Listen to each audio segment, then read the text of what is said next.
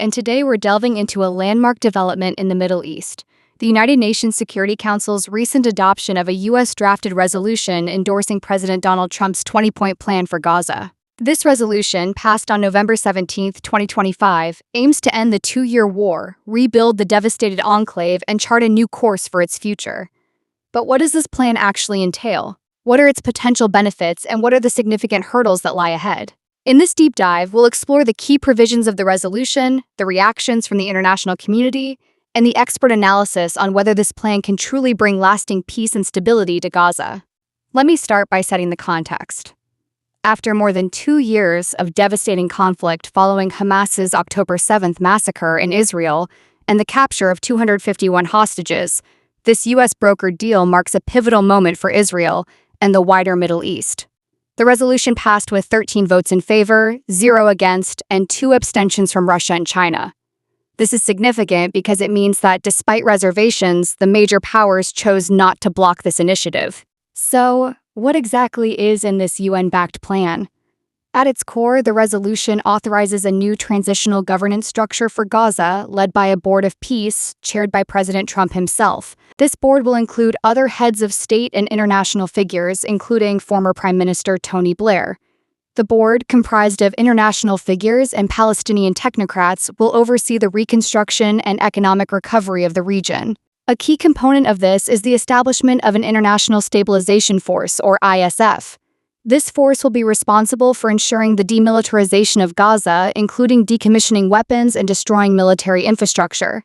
The plan also includes an immediate ceasefire, the release of all hostages within 72 hours of Israel's acceptance, and a significant influx of humanitarian aid to address the dire situation on the ground. Now let's dive deeper into the 20-point plan itself.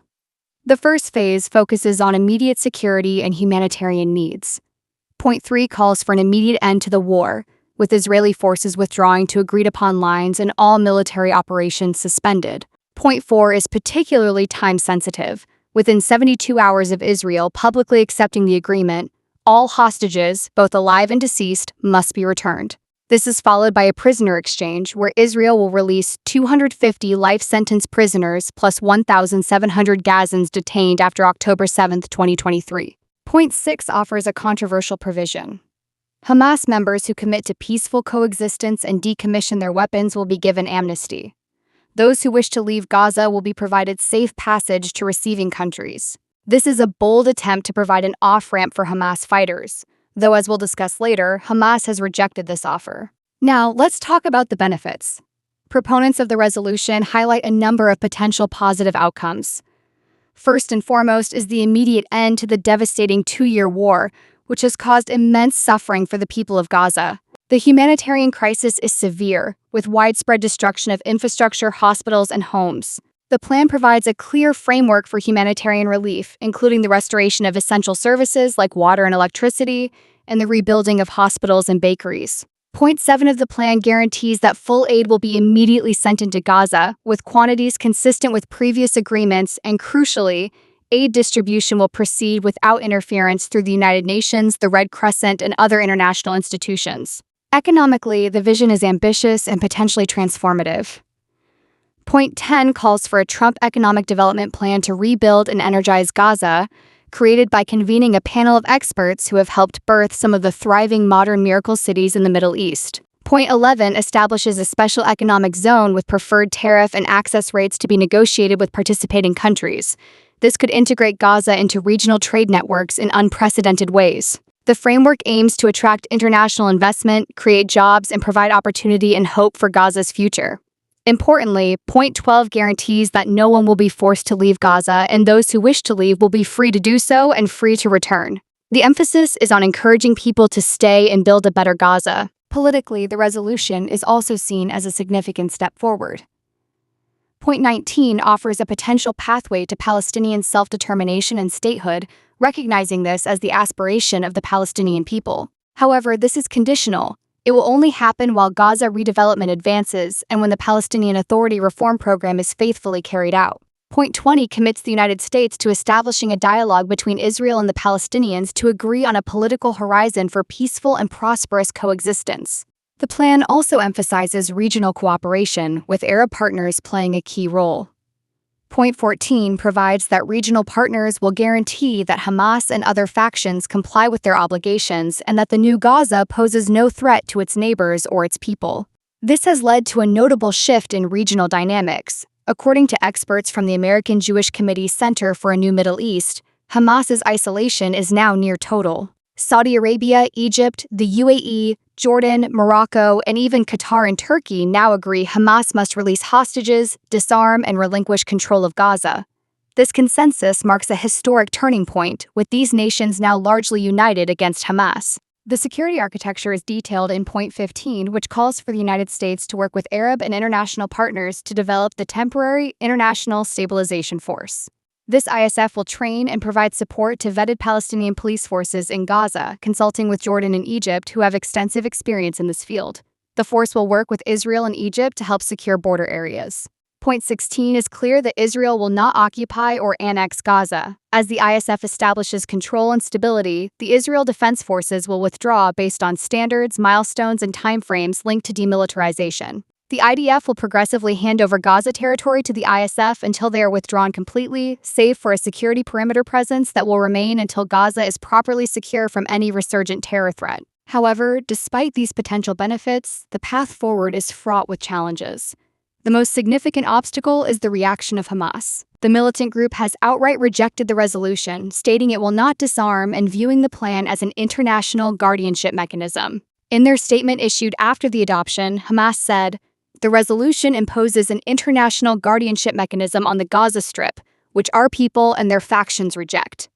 Hamas argues that its fight against Israel is legitimate resistance. This sets up a potential confrontation between Hamas and the newly authorized International Stabilization Force and raises serious questions about how the demilitarization of Gaza can be achieved without their cooperation.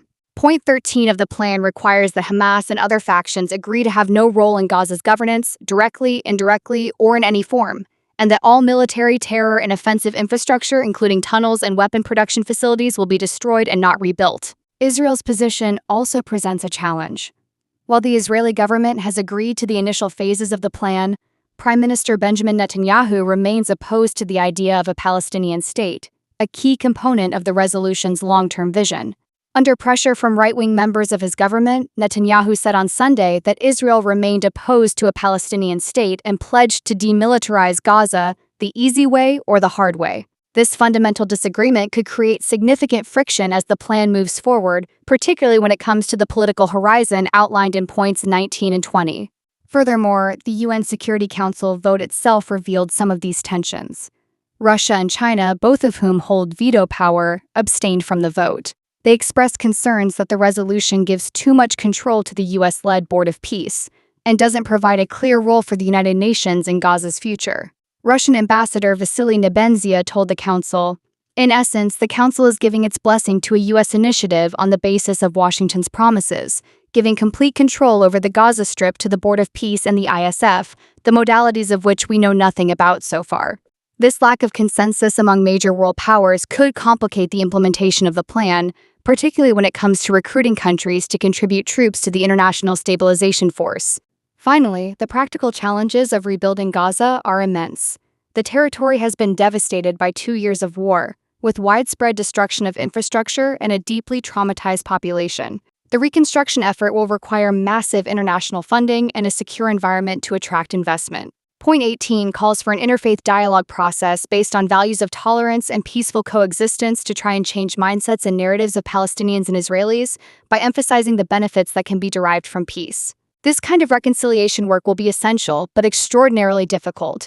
Ensuring that the benefits of this reconstruction reach the people of Gaza and don't just line the pockets of foreign contractors will be a critical test. Point 9 envisions Gaza being governed under temporary transitional governance of a technocratic, apolitical Palestinian committee made up of qualified Palestinians and international experts. This body will be responsible for delivering day-to-day public services and will call on best international standards to create modern and efficient governance that serves the people of Gaza and is conducive to attracting investment. So, where does this leave us? The UN Security Council's adoption of the Gaza peace plan is undoubtedly a significant moment. It offers a glimmer of hope for an end to the conflict and a new beginning for the people of Gaza. The plan's focus on security, humanitarian aid, economic development, and a political horizon is comprehensive and ambitious. President Trump celebrated the vote as a moment of true historic proportion in a social media post, writing, "The members of the board and many more exciting announcements will be made in the coming weeks." The Palestinian Authority issued a statement welcoming the resolution and said it is ready to take part in its implementation. Diplomats noted that the authority's endorsement of the resolution last week was key to preventing a Russian veto. However, the challenges are equally significant. The rejection of the plan by Hamas, the reservations of Israel, and the concerns of major world powers like Russia and China all point to a difficult road ahead. U.S. Ambassador to the UN Mike Waltz said the resolution charts a possible pathway for Palestinian self-determination, where rockets will give way to olive branches, and there is a chance to agree on a political horizon. It dismantles Hamas's grip, it ensures Gaza rises free from terror's shadow, prosperous and secure. But experts caution that this is only the beginning of a long process.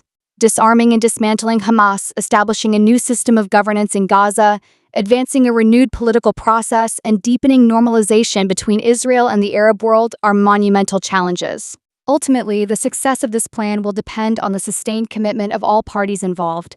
It will require a delicate balance of diplomacy, security, and economic development. It will also require a genuine effort to build trust and address the underlying grievances that have fueled this conflict for so long. Civil society and private sector engagement will be critical to success. To succeed, diplomacy must be paired with civil society engagement and economic cooperation to build trust, counter radicalization, and deliver tangible benefits to citizens. The world will be watching to see if this new chapter for Gaza can truly be written, and whether the ambitious vision laid out in these 20 points can overcome the deep-seated obstacles that have prevented peace for so long.